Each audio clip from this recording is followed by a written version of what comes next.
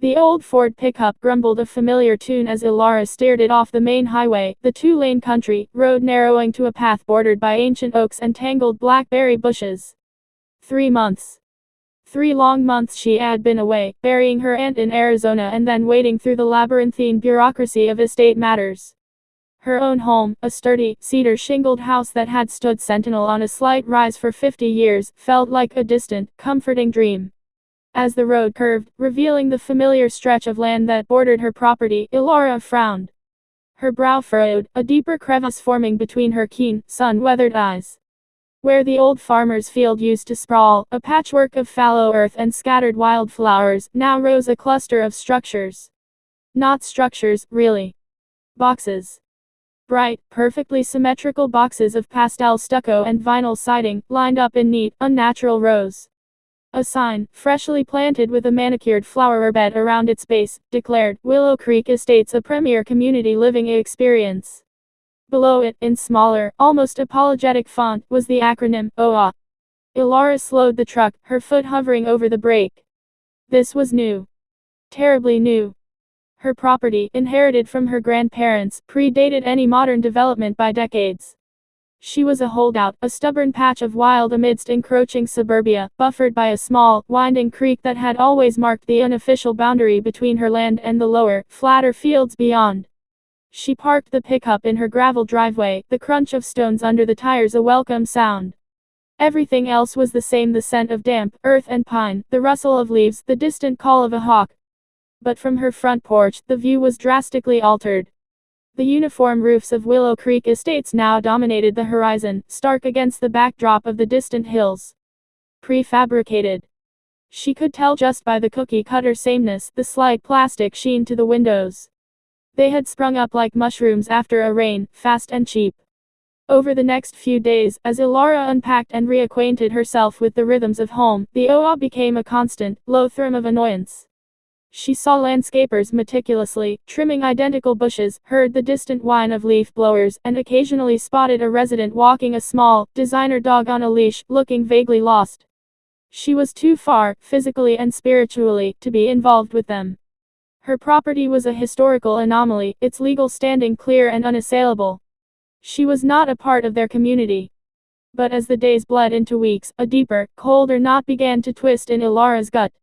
She knew this land. She knew it intimately, in the ways only generations of living on it can teach. The farmer's field, the one where Willow Creek Estates now stood, was flat. Too flat. It stretched towards the sluggish, meandering river that gave the entire valley its character and its curse. Her grandparents had told her stories. She remembered them as a child, sitting by the fire, listening to the wind howl. Stories of the 47 flood, the 63, the 88, and the more recent one in 05. Each time, the river swollen beyond its banks, reclaiming the low-lying fields, turning them into a vast, churning lake. The drainage, a system of shallow ditches and culverts, was enough for the usual spring rains, enough to keep the fields merely soggy. But for a true flood, a proper deluge that came every several years like clockwork, it was less than insignificant. It was a joke. Ilara walked her property, her gaze constantly drawn to the new development. She followed the path of Willow Creek, watching where it snaked past her land and then broadened into what was essentially a wide, shallow basin precisely where the premier community living experience had been erected. Idiots, she muttered, kicking at a loose stone. Absolute, great idiots. How had they gotten permits? Had no one checked historical flood maps? Or had they simply been ignored, whitewashed by developers eager for quick profits and new homeowners blind to the land's true nature? She knew how these things worked. A few dry years, and people forgot. Or new people arrived, blissfully ignorant of the land's memory for water.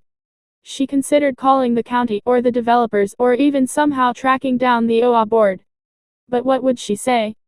Excuse me, I've lived here my whole life, and you've just built 100 cardboard boxes on a floodplain?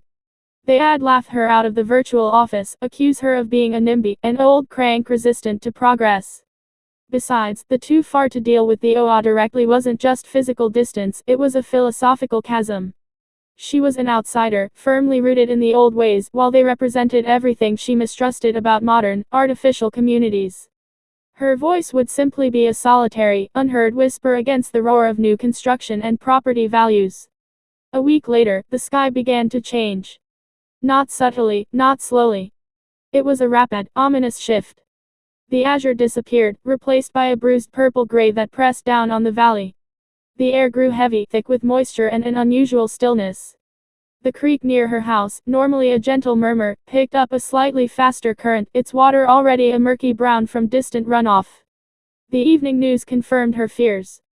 A major atmospheric river event was heading their way, promising record rainfall for the next 48 to 72 hours. Flash flood warnings were issued for the entire region. Ilara watched the meteorologist point to animated blobs of red and orange on the map, tracking the storm's trajectory. Her area was right in the bullseye. She spent the night securing her own property. Movable items brought inside, sandbags placed around the shed, checking the gutters, making sure her own, well-maintained drainage system was clear. Her house was built on a solid foundation, several feet above the highest recorded flood levels. Her grandparents had built it right, with respect for the land. The rain started before dawn, a soft drumming at first, then escalating to a relentless, hammering roar against the roof. It continued through the morning, a thick, impenetrable curtain of water. From her kitchen window, Ilara could barely see the nearest trees, let alone the new development. But she could hear the creek. It wasn't murmuring anymore, it was raging, a liquid beast unleashed, its voice a deep, guttural growl. By midday, the rain showed no signs of abating. Ilara climbed to her attic, a rarely used space with a small, high window that offered a wider view of the valley. What she saw made her heart sink, a grim confirmation of her darkest fears. The farmer's field, now Willow Creek Estates, was no longer a field. Or an estate. It was becoming a lake.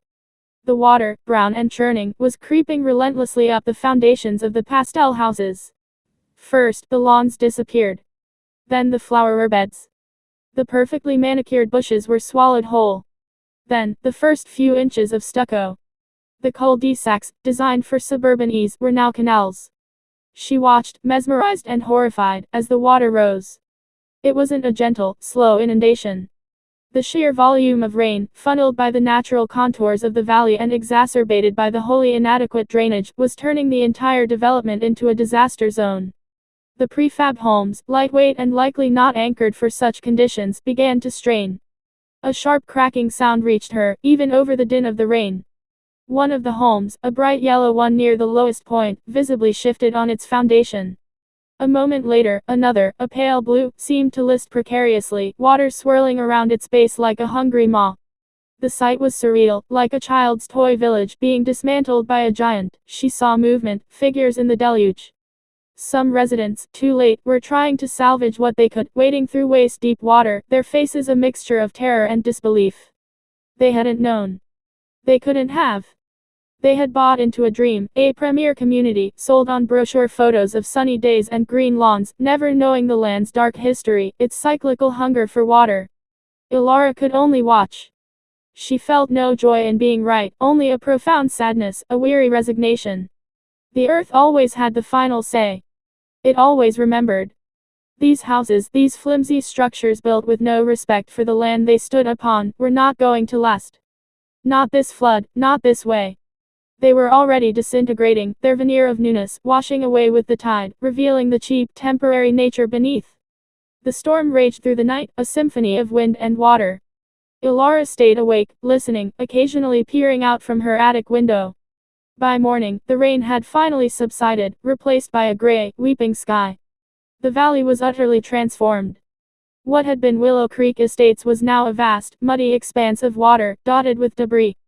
A few roofs still poked defiantly above the surface, but many of the houses had either collapsed, been swept off their foundations, or were simply gone, reduced to scattered lumber and personal belongings.